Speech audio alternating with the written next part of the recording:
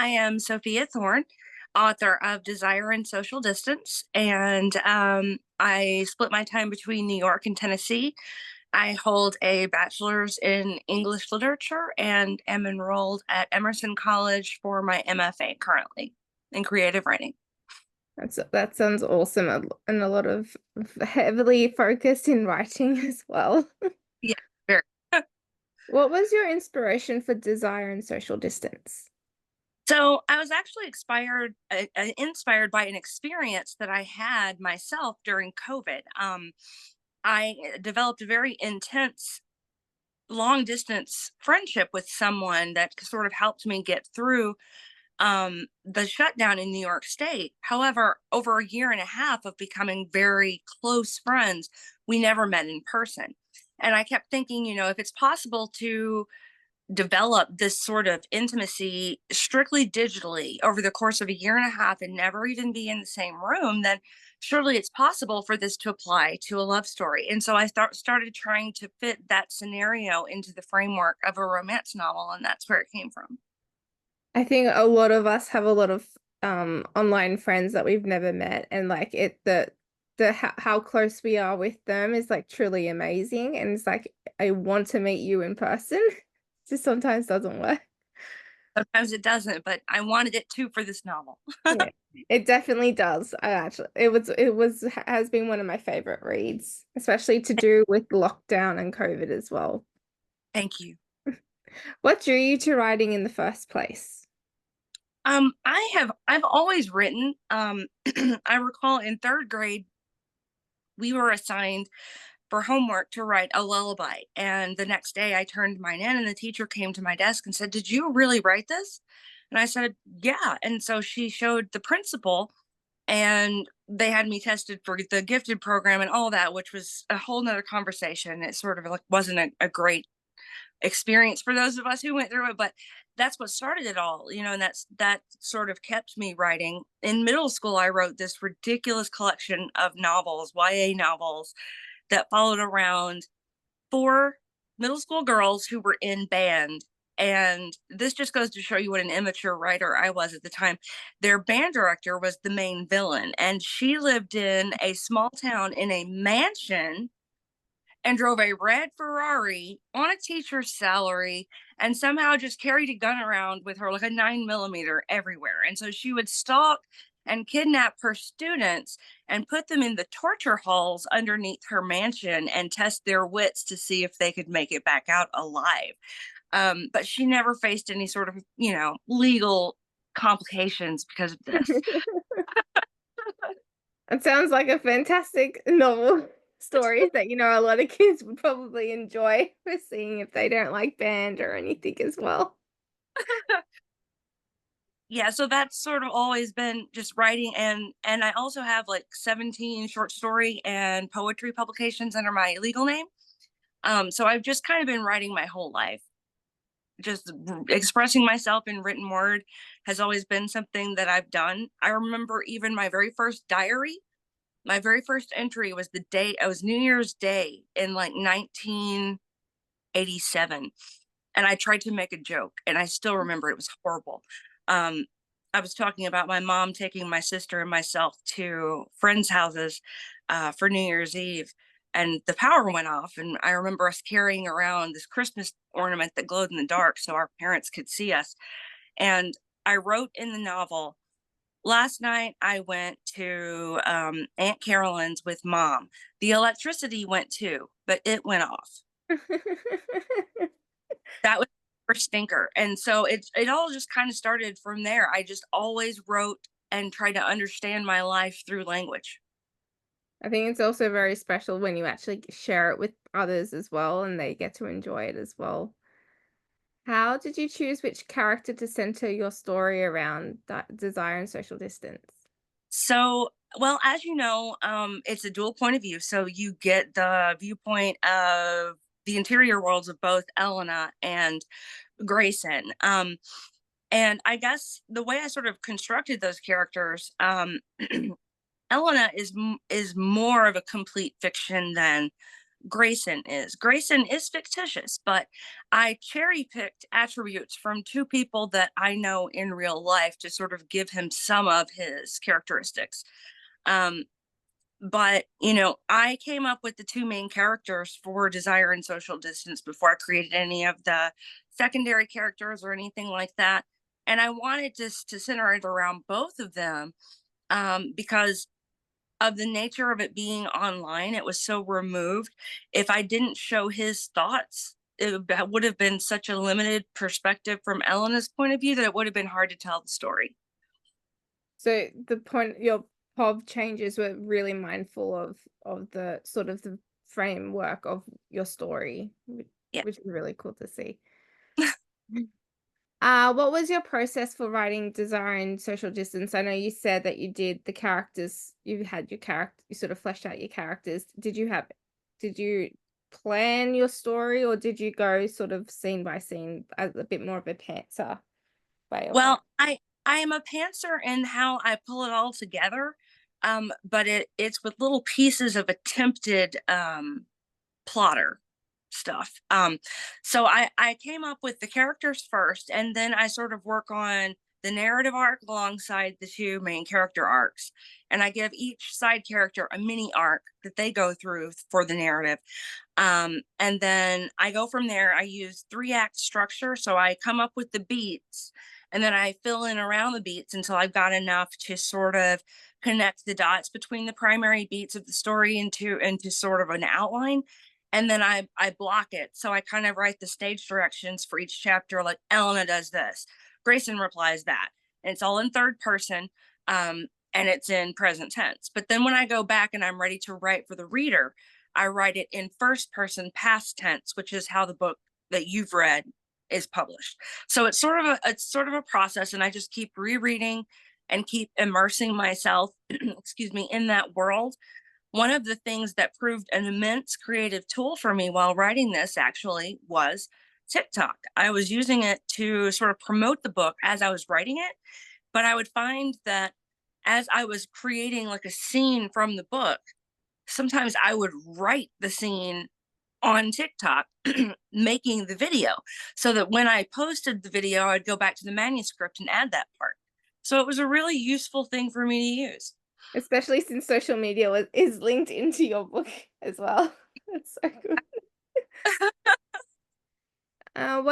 What was your approach to world building?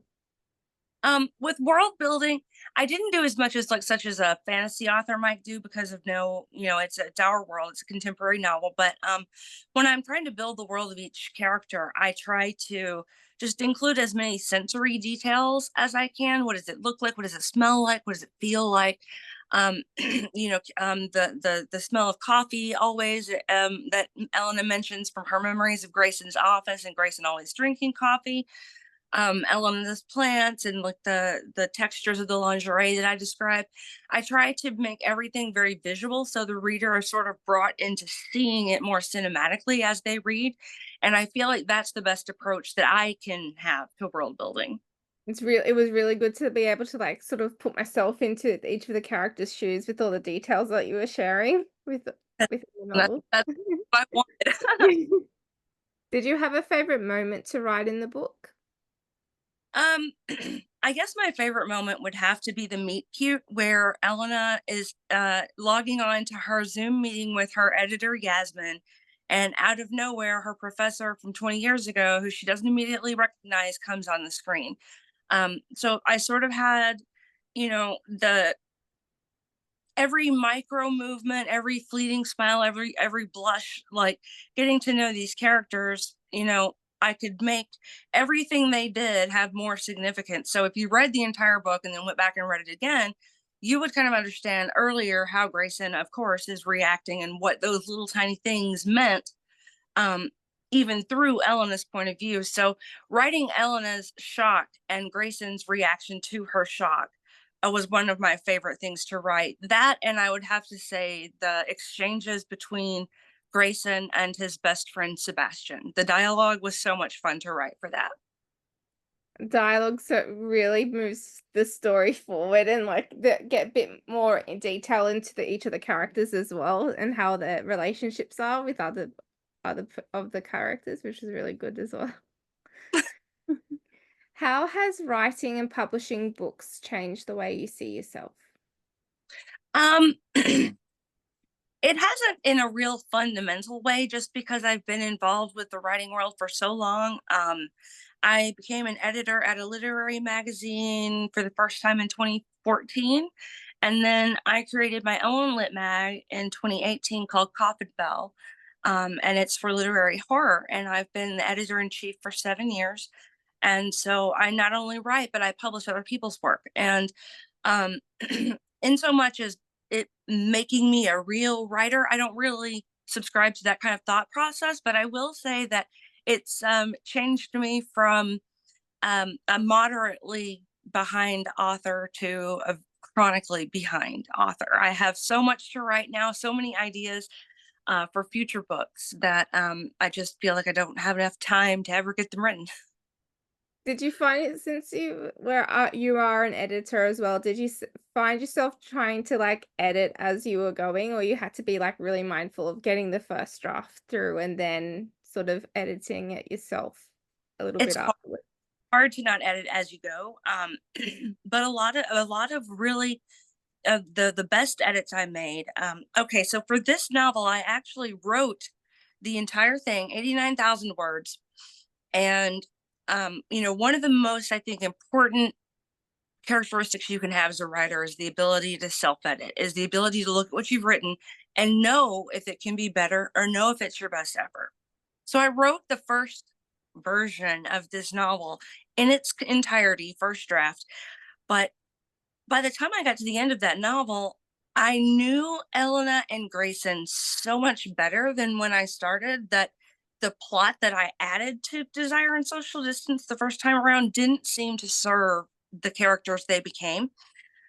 So I started over at 0 words and rewrote the entire novel with a completely different plot that sort of served who they became, because I realized those first 89,000 words I wrote were just me clearing my throat. So sometimes that happens, and that's like you got to deal with that, but I'm really glad I went back and changed it because the book that I wrote the second time around is much better book.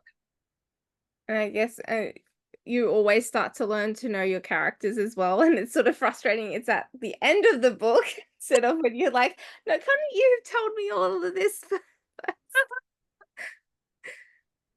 Are there any books or authors that inspired you in your writing? Oh gosh, yes. Um, I was a huge fan of Stephen King growing up. I read every new book that came out by him. I loved how human his characters always seemed, how he would bring you into their worlds. Um, but also, I was a huge fan of Anne Rice. All of her, the Vampire Chronicles and the Mayfair Witches, excellent books. Um, Loved Mary Shelley's Frankenstein, everything by Virginia Woolf, everything by Lydia Davis, Mary Robeson. A huge fan of Amy Tan, and even as far back as middle school and elementary school. I don't know if you encountered this series. The cover was always pink. It was the Girl Talk series, and it centered around one of four different friends. Like one book would be from one friend's point of view, and the other book would be from another friend's point of view.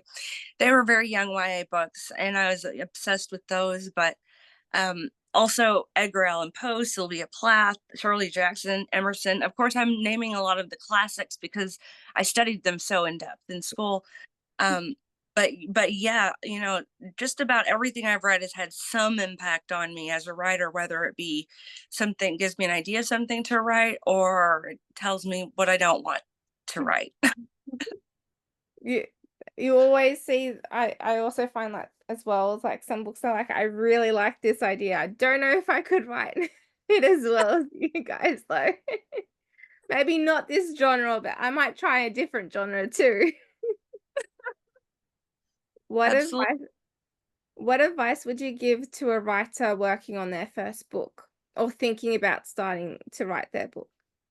Um, I guess the biggest advice I would give is don't be so impatient to publish that you neglect that self-editing piece. So if you get your first draft of your novel done, don't rush it to publication. There's nothing wrong with putting your novel away for 2 weeks and not touching it and then going back and rereading it. And you'll be surprised after that time has passed and you've been psychologically disconnected from it from a little bit, how much will jump out at you like, oh, I meant to do that and totally forgot, or oh, that needs addressed, or oh, that. And it will hit you different if you spend a little bit of time away from it. I know it, trust me, I wrote this book twice. I was impatient, to get it out there, but I think it's so important that we learn to not